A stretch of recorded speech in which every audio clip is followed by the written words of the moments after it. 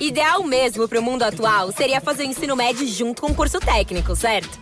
É no Senac que o aluno tem autonomia de verdade, formação cidadã, foco na diversidade, preparação para o Enem, material didático sem taxas e muito mais. Na real, tem tudo que você precisa para se sentir preparado para a vida. Seja para entrar no mundo do trabalho ou te ajudar a decidir o que fazer na faculdade. Quer saber? Senac. Vem comigo! Acesse sp.senac.br/ensino-médio-técnico. How would you like a 15% discount to my daily email, the stack of stuff, the show notes, discounts to the conference, all of that? All you need to do is text the word show to 33777. You'll get the annual subscription with a 15% discount to my daily email. You'll get the stack of stuff, the links to the show notes, discounts to the conference, and so much more. All you have to do is text the word show, SHOW, to 33777. Text show to 33777.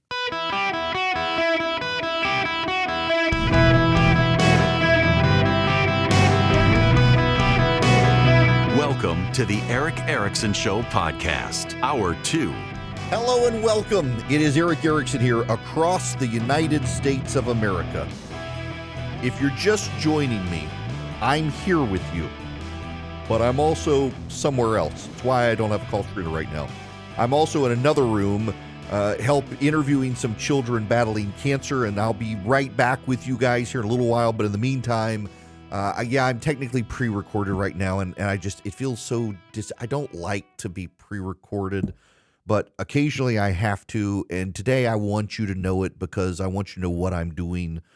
Instead of being here right now with you, I'm interviewing kids battling cancer as I help raise money for the third largest children's cancer research facility in the nation, the largest sickle cell anemia research foundation in the country. It's the Aflac Cancer and Blood Disorder Center at Children's Healthcare of Atlanta. My flagship station does this every year, and I got to be in two places at once. I don't want to leave you guys. There's too much news. So I'm on tape right now. I have something I need to talk to you about. I'll be back here in just a few minutes. Once I've done those interviews, I'll be back. But right now, I got to talk to you about Edgelords. It just sounds dirty, doesn't it? It does. What is an edgelord? An edgelord is someone who likes to engage in online provocations with an online persona to get a rise out of people, to provoke them to anger.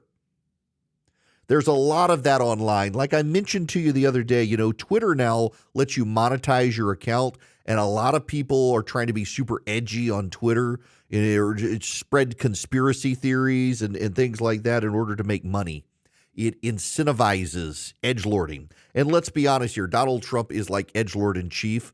Donald Trump very often speaks as if he is the comments section of the internet come alive. Now, side note, my wife is a very kind, gracious, and loving woman I'm terrified of. She's taller than me. She pulls UPS trucks. She rides a Harley, has tattoos, and she's got way more guns than me. She pulls a UPS truck for fun. In fact, in 2 days, she's got a strongman competition. Prayers appreciated. She hadn't been feeling well. She's going to go give it a try. Up in north of Atlanta, there's a strongman competition. She doesn't want any of us to come. She's really training for one in September. So I actually got to head to Las Vegas anyway tomorrow, but she's got this strongman competition. But my wife, God bless her, she'll read comments sometimes that people leave on my Instagram or on Facebook. Can you believe somebody said something, blah, blah, blah. Like, don't read the comments. Never read the comments. Yo, if you want to subscribe to my Substack and leave a comment, you got to be a paid subscriber. And I read some of those comments, and sometimes I read those comments. I'm like, my gosh, people just missed the point. I shouldn't read the comments. Donald Trump sometimes sounds like the internet comment section come to life. And he inspires other people to be that way as well. And everybody wants to be an edgelord. Everybody wants to get a rise out of other people. And when the left screams about something, Trump supporters tend to double down on whatever it is. That brings me to battling Kamala Harris. We're going to become our own worst enemy. We all know that the American press corps is out to get us and stop Donald Trump. We know that. In years past, Republicans knew there was a double standard. They rose to the occasion, exercised more discipline, and bypassed the American press corps in order to win. Now, they just scream that life sucks, it's not fair, and they double down on stupid too often without any discipline. And frankly, over the last year or so, there are a bunch of internet trolls on the right that the Trump campaign itself has emboldened and sometimes sponsored. Many of them go to Mar-a-Lago and hang out. They have been attacking Ron DeSantis. DeSantis has been out of the race for months. They've been attacking DeSantis and his supporters too. They love to drag him. They love to get a rise out of him. They love to be edgelord against DeSantis, insult him, insult his supporters. Even now, at a time you should be building party unity to fight, you've got people on the right who are hardcore Trump supporters still attacking the DeSantises of the world and the others who ran against Trump. It's remarkable to watch. And it's hard for Trump to control them. He may have encouraged them to begin with, fostered the edgelording on the right, and he's lost control of it. And now they will bring him down if we're not careful. And that's my concern here. That's my concern.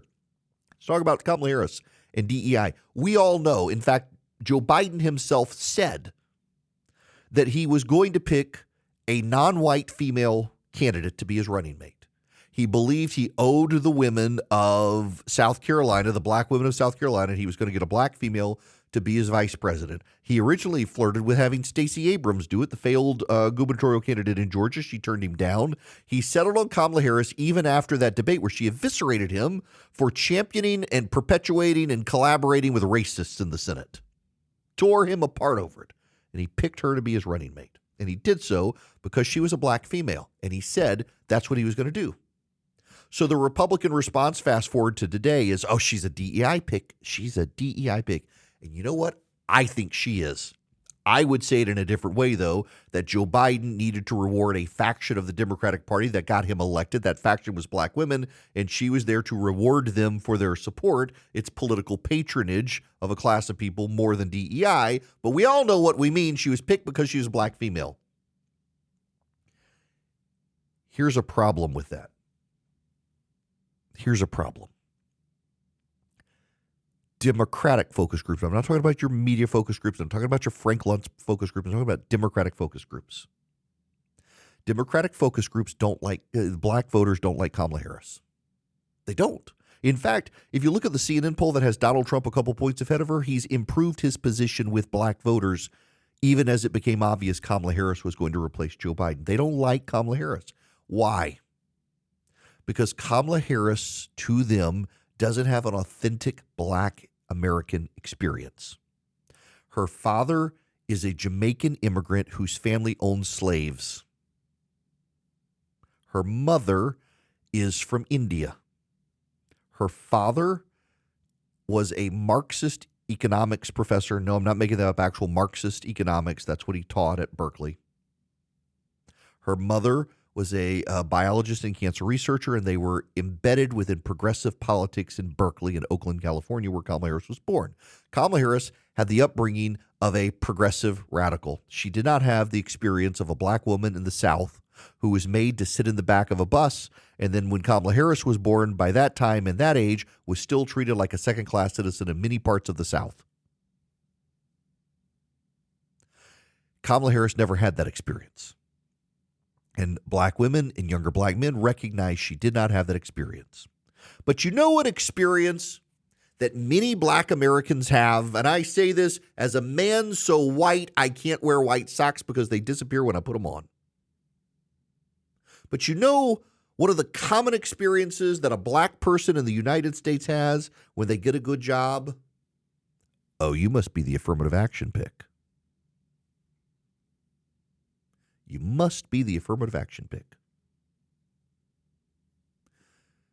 When you start telling everyone Kamala Harris is the DEI pick, she starts to sound like she's having a black American experience.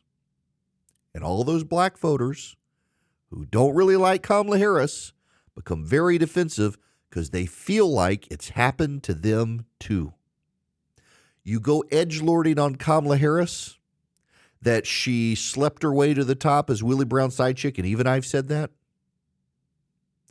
You go talking about her as the DEI candidate. Well, you know what? You're not actually advancing your cause. Now, we can have fun here. We can joke about Kamala Harris. She was Montel Williams' side chick and Willie Brown and rose to fame by being Willie Brown's side chick when he was still married. And now the media's like, but they were separated. They were still married, and she and Willie Brown were having an open and notorious affair. And she rose in politics and power and then broke up with him. But that's not going to win us the election. The problem is on the left, their edgelords are more easy to control because the left is more collectivist, and the Democratic Party can keep them in line and say, shut up, don't say that. But on the right, Donald Trump and his campaign have fostered a group of internet trolls and edgelords who attack other Republicans and Ron DeSantis supporters to this day, even though they need unity, and go after Kamala Harris on all this stuff that actually hurts Donald Trump, because the media will go work overboard to tie all these people to Donald Trump. And in many cases, they've been to Mar-a-Lago and there's a picture of them shaking Donald Trump's hand.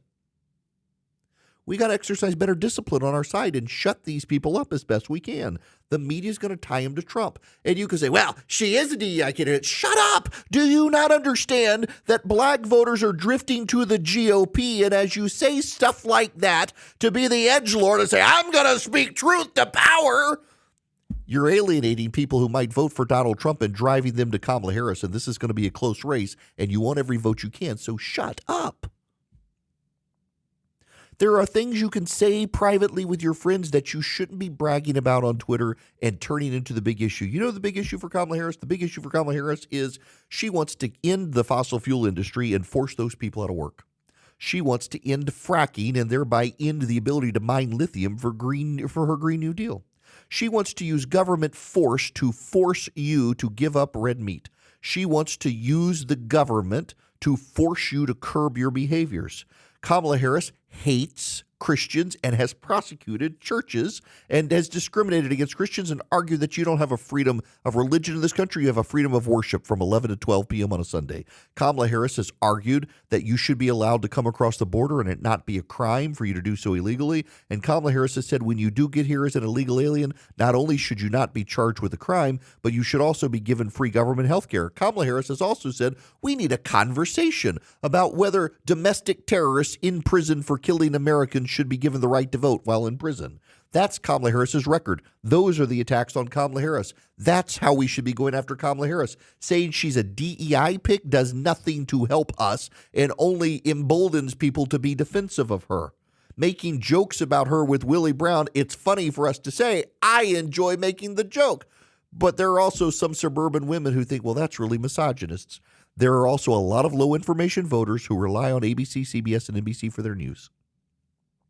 And when the Republican attack on Kamala Harris disproportionately is she's the DEI pick, they're going to hear that on ABC, CBS, and NBC. And they're going to feel like we're putting down Kamala Harris, who is the American dream, the daughter of immigrants who rose to be vice president, who happens to be a wackadoo Marxist leftist, and that's how we should attack her. Go after her record. Go after her record, please. Go after her record. You go after her in these silly ways to rile up your own side and give your own side a laugh, and you keep doing it. Trump campaign, you do that, you're going to be missing the boat. You're going to take a race that is winnable, and you're going to lose it. You're going to make her sympathetic. When if you go after her and define her early on her wackadoo record, on her positions, you will curb stomp her, and you will win in November. All you have to do is attack Kamala Harris for the things she said on record, and there are plenty of them, and you will win the race. Do not screw it up by trying to be an edgelord and trying not to affect public policy, but trying to get a rise out of the left. When you own the left, oftentimes they beat you. Don't own the left, beat the left, and beat them by attacking their wackadoo public policies that they support. Please, please focus on how far left she is, not on how she got her job. Tem momento na carreira que precisamos dar um passo além. É hora de fazer uma pós-graduação. Só que muitas vezes o custo pesa no bolso, inviabilizando tudo. Com a pós-graduação do Senac, você não tem esse problema. Cursos com até 50% de desconto e muito mais tempo para pagar. TCC opcional, modelo flexível com aulas presenciais e online e alguns cursos com apenas 12 meses de duração. Não tem mais desculpa, hein? Saiba mais em sp.senac.br/pós-graduação. Welcome back. It is Eric Erickson here across America. The phone number, well, we'll be back in a little while. If you're just tuning in, I'm interviewing some kids who have cancer for my Carathon on my flagship station. So this hour, I'm not with you, I'm with them, but then I'm coming back to you. So don't leave me because, y'all, I got up this morning, made sure I had all the headlines. I did this so I could do that, and then I'm coming back to you. So I got to play something for you, too. So I'm concerned about how Republicans might or might not attack. I'm deeply concerned about Republicans trolling Kamala Harris for being a DEI pick or whatever that alienates voters as opposed to going after her record. But there is some hope out there. There is some hope. The Republicans in Ohio have now launched an attack on Sherrod Brown, who is the incumbent Democratic senator of Ohio. He's being challenged by Bernie Moreno, who's a friend of J.D. Vance's. This is the new ad against Sherrod Brown that just dropped last night. I love Senator Kamala Harris for so many reasons. Sherrod Brown's found a new friend. And just like his old friend, Joe Biden, Kamala Harris doesn't care about the border crisis.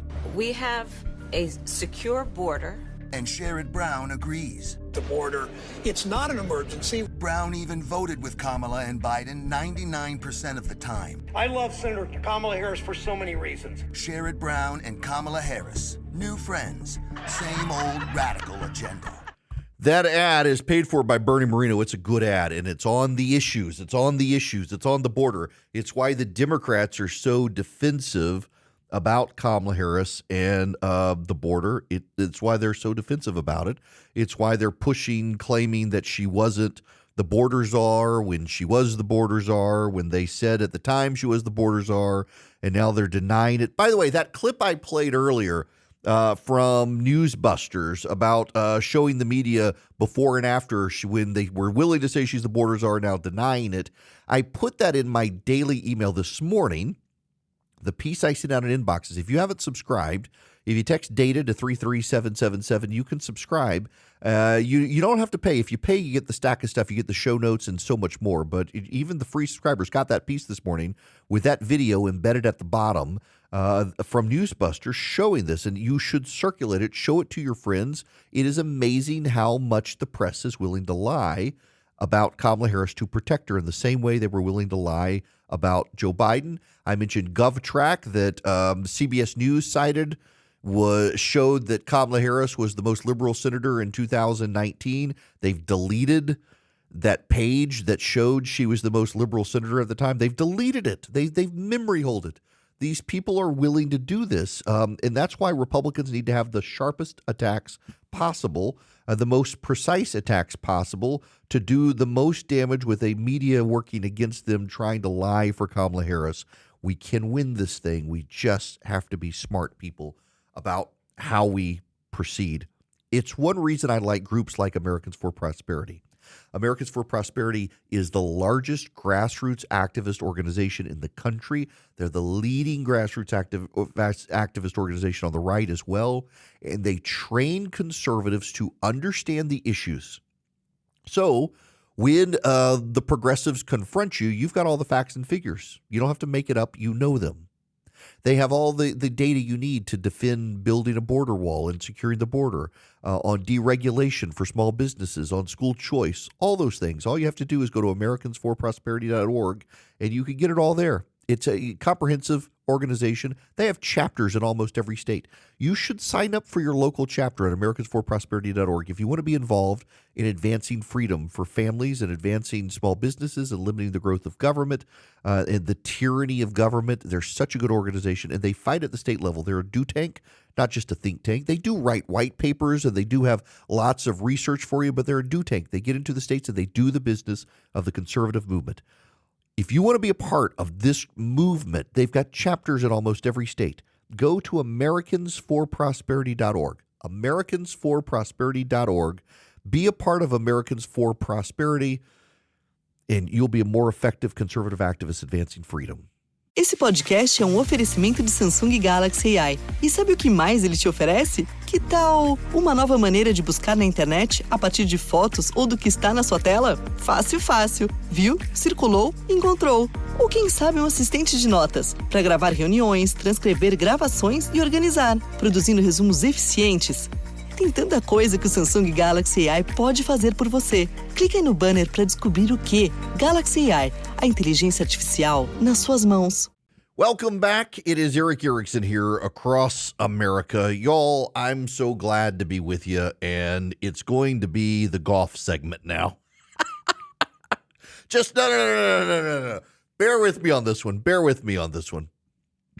I want to talk about this. If you see the video later, I'm actually wearing an Augusta National shirt. I went to the Masters. I guess middle-aged guys, we start to develop, some of us, a love of golf.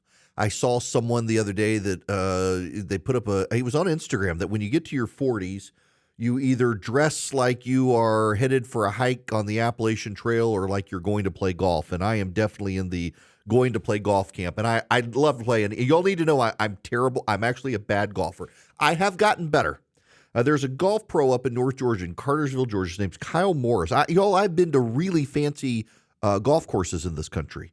And really fancy ones. I don't want to name them. They're beautiful, nice, super expensive courses. And I've met with the golf pros, and I've taken lessons, and nothing ever clicked. And then I found this guy up in North Georgia at Barnsley Gardens. He's now at the country club in Cartersville. His name's Kyle. And he got me off the tee consistently. Just a great, down-to-earth guy. I enjoy hanging out with him too, but he's a great, great golf coach.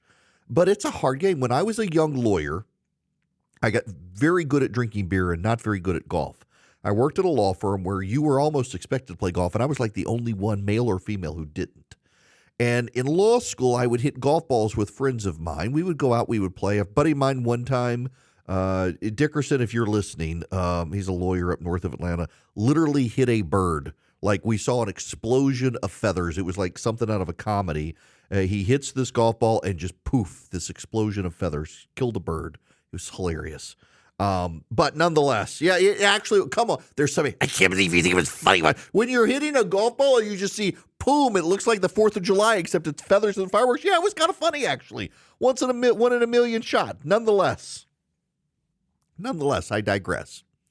So I'm not good at golf. I've gotten better at golf, and friends of mine say, "Oh, you're better than you think." Yeah, but I'm not consistent, and I'm not great. I don't have a handicap. My handicap is measured in balls lost and beers drunk, and that's how I like to play golf. I go out with friends or by myself. I like to play by myself.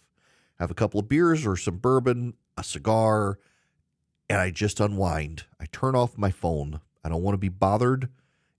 I'm in nature. I can see the deer, but I'm intrigued to play. Now, back in 2011, I was working at Red State, and my parent company published a book by Donald Trump. He invited me to come up to New York and hang out with him at his office. And I did an interview with him. We did a live stream. We were trying to explore monetization of the web and interviews, and they told me, go up, interview Donald Trump, sit in his office, have an interview. He had just gotten his 757, and we spent a lot of time talking about planes, but we got on the subject of golf, and I was really not playing back then. But he invited me to come down to Mar-a-Lago to play with him. And I told him I'm really, really bad. And he's like, everybody starts off a bad golfer. You'll get good. You should come play. My wife's like, he wants your soul. Don't go. I didn't go. And she was right. I mean, after that, he ran for president in 2016, and people who didn't support him, who he had done favors for, so he's like, I did this and this and this. And that guy, he wanted me then, but he won't help me now. And I'm so glad I didn't go play golf with him. He called me one time to yell at me when I was on the golf course and wanted to tell me about his hole-in-one experience. He loves golf. So the reason I bring all this up is Bryson DeChambeau is in the top 10 golfers in the world. He won the U.S. Open. He was very interesting. He was considered not a likable golfer for a long time. He didn't do a lot of fan service or anything like that. He started a YouTube channel, and his popularity kind of exploded. He was already a famous golfer, but kind of embraced the fandom and the celebrity of it, and by all accounts is just a super nice guy, and he's friends with the Trumps. DeChambeau's YouTube channel has exploded in popularity, and he invites people to play golf with him. Some people who are a lot of celebrities, they play golf with him. People you would know. He invited Donald Trump to play golf with him. And they went out the other day, and this came on YouTube, and Donald Trump eagled a par 4. So you have to, if you're not a golfer, so there's par. If a hole is par 4, it means it should take you 4 strokes of the club to get in the hole. And typically it's 2 putts. So 2 on the fairway leading up to the green where the flag is, and then 2 putts to get in the hole. Donald Trump, by the way, famously has a very weird putt and oftentimes misses putts other people make because of his weird putt, but you can't teach an old dog new tricks. Nonetheless, a lot of people have seen his putts, and he missed 12 putts he could have made. Like, oh, he's a terrible golfer. Actually, turns out he's a very good golfer, and he eagled a par 4 at his course. Now, what is an eagle? So if it's supposed to par take you 4 to get to the hole, if you're 1 under par, that's called a birdie. If you're 2 under, that means you eagled. On a par 4, that means you hit 1 ball from the tee box to the green, and then you got a putt. That's a very good. I've never eagled in my life. I've birdied a number of times. I've never eagled in my life. A hole in one, of course, is you get in one. It's a very impressive thing to do, and he's playing with Bryson DeChambeau, and he does. Here's part of this.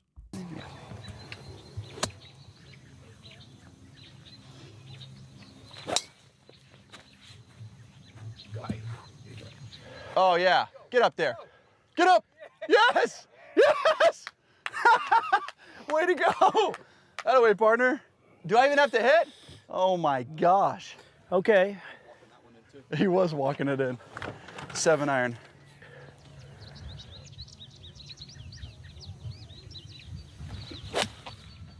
Oh, be good. Man, is that good. Be good. Wow. Okay. I'll take that all day. Those are 2 great shots. 7-iron level. I'll tell you, when you're uphill, it's much longer. It is.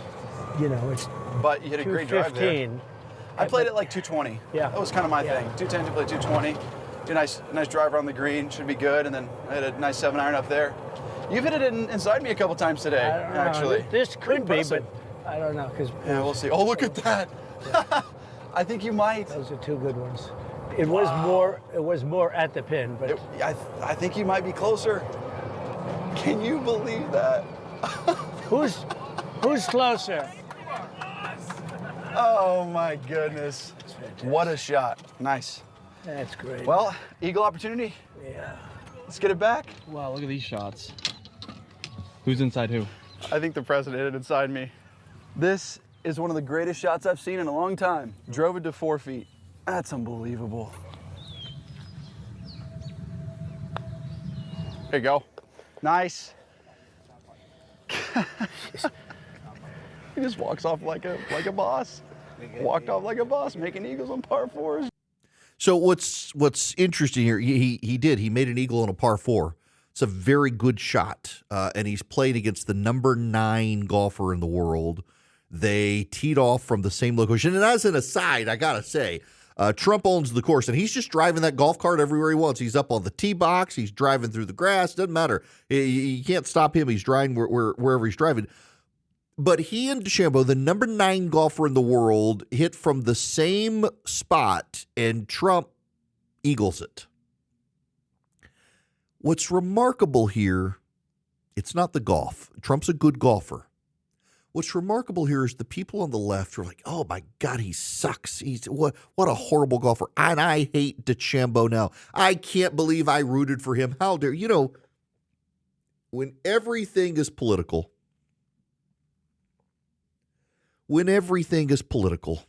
it's just, you can't enjoy anything. This was actually, it was a fun moment. DeChambeau comes across as a very nice guy. Very engaging, charismatic, nice guy who has kind of embraced the celebrity aspect of it now, still a fairly private individual. He's not the best golfer in the world. He's in LIV now. He's not in the PGA. He doesn't get as much exposure, except for his YouTube channel has gotten massive. He's gotten like 4 million views of this YouTube video now with Trump as well. People wanted to watch it.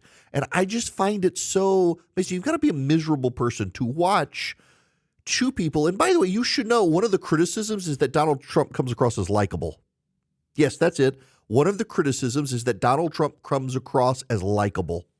One guy I saw on social media said, I hate that the guy comes across as likable. He's a horrible human being, and I hope he burns in hell, but I enjoyed watching this. I was just like, come on, people. Just, I realize everything is so partisan these days. But look, if Joe Biden did it, Joe Biden I don't think actually is a great golfer. But if Biden did, I would watch it too. And I'm sure he would come across great too. He would come across as likable and enjoyable. And we forget a lot of these people. Like, for example, this is the one y'all are going to want to shoot me for. I saw a video the other day of Kamala Harris cooking. I would like to cook with Kamala Harris. Her jerk chicken recipe, she's put it on the internet before. It's a good recipe. Kamala Harris did the one-handed routine for breaking eggs. I don't do the one-handed routine often. It's the sign of someone who's very confident and comfortable cooking, where you crack the egg on the table with one hand and you open up with your hand and then you drop it. She did it. I may not like her policies, and I may find her rather insufferable and super progressive and a little too woke for my mind, but I mean, I bet she'd be a fun person to hang out with and cook in the kitchen.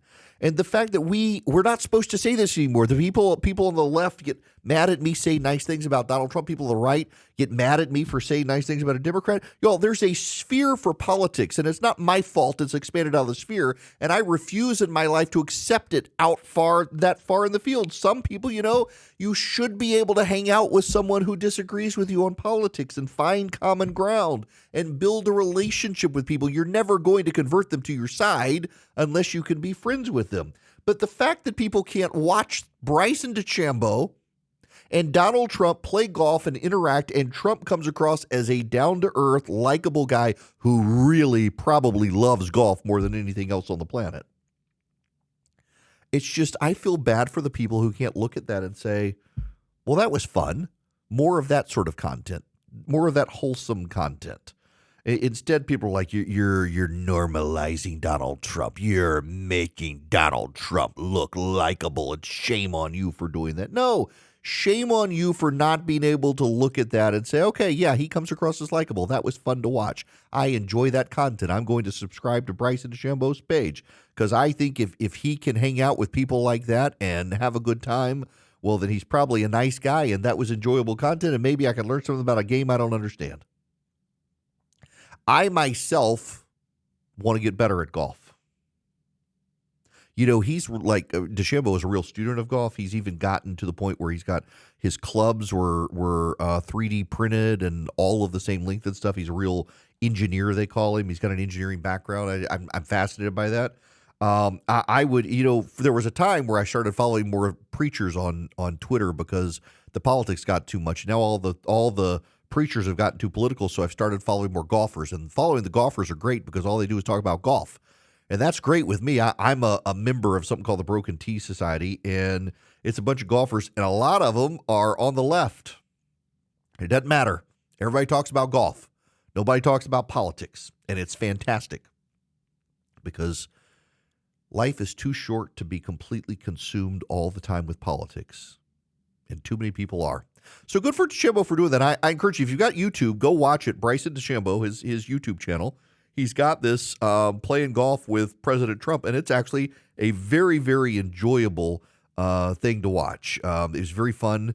Yes, it was normalizing of Donald Trump. Yeah, he just comes across as just an enjoyable guy that you would want to go play golf with. And turns out he actually is a very good golfer. Eagle to par 4 and drives his golf cart wherever he wants. All right.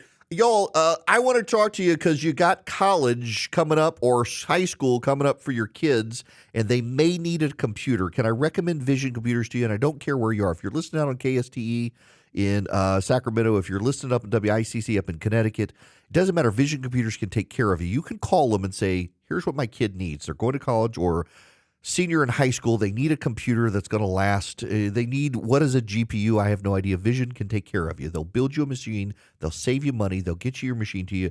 And then your kid, particularly if your kid's going to college, they get Vision's world-class tech support for free. So if something goes wrong with the computer or they don't know how to do something on the computer, 15 seconds or less, they call Vision. They get the answer. All you got to do is call them at 404-COMPUTE. 404-COMPUTE or visioncomputers.com. 404-COMPUTE or visioncomputers.com. They can build you, your kid, even your whole office. They can build computers for you. And if you want Vision's tech support and you don't have a computer from them, for $179 a year, you can still get it. It's great peace of mind. You call them 15 seconds or less. They give you the answer for what you need with your computer faster than a Google search. Visioncomputers.com or 404-COMPUTE. Call Vision Computers. Tell them I sent you. Get an even better deal. 404-COMPUTE or visioncomputers.com.